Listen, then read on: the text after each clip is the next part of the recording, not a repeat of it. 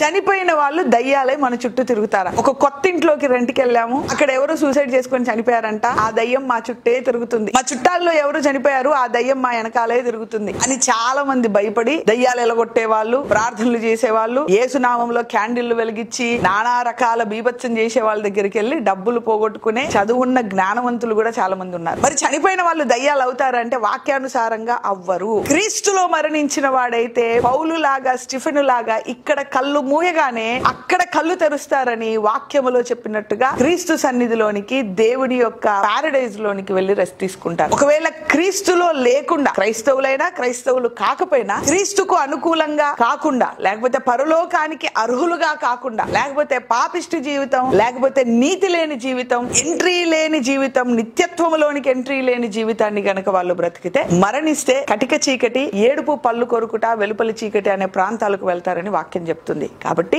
నీతిమంతులైతే పరలోకానికి, నీతి లేని వాళ్ళైతే నిత్య శిక్షకి వెళ్తారు. మరి ఈ దయ్యాలై తిరుగుతుంది ఎవరు? Familiar spirits. అంటే లూసిఫర్ కి ఉన్న సైన్యము ఏదైతే ఉందో అందులో కొందరు మిమిక్ చేస్తారు, అంటే పోలి నటించుకుంటారు. ఎవరైతే అక్కడ సూసైడ్ చేసుకున్నారో అచ్చు వాళ్ళలాగానే వేషం వేసుకొని ఇంట్లో తిరుగుతుంటారు. ఎవరైతే మీ చుట్టాలు చనిపోయారో వాళ్ళలాగానే ఫెమిలియర్ గా వాళ్ళ వేషం వేసుకొని తిరుగుతా ఉంటారు. అంటే ఆ దయ్యాలు చనిపోయిన ఆత్మలు కాదు, ఫెమిలియర్ స్పిరిట్స్. లూసిఫర్ సైన్యంలో ఉన్న కొందరు వాళ్ళను పోలి మిమ్మల్ని వెంబడిస్తున్నారు. మరి ఎలాగండి బయటికి రావడం అంటే చాలా సింపుల్. కుక్క వస్తే ఏం చేస్తావు? కర్ర తీసుకొని వెళ్ళగొడతావు. అలాగే ఇలాంటి దయ్యాలు వచ్చినప్పుడు యేసు నామం అనే ఖడ్గము పట్టుకొని, నీకు శక్తి ఉన్నా లేకపోయినా యేసు నామంలో పునరుత్థాన శక్తిలో ఉన్న శక్తిని నమ్మి గద్దిస్తే ఆ దయ్యాలు వెళ్ళిపోతాయి. నీకు విడుదల, శాంతి, సమాధానం. God bless you.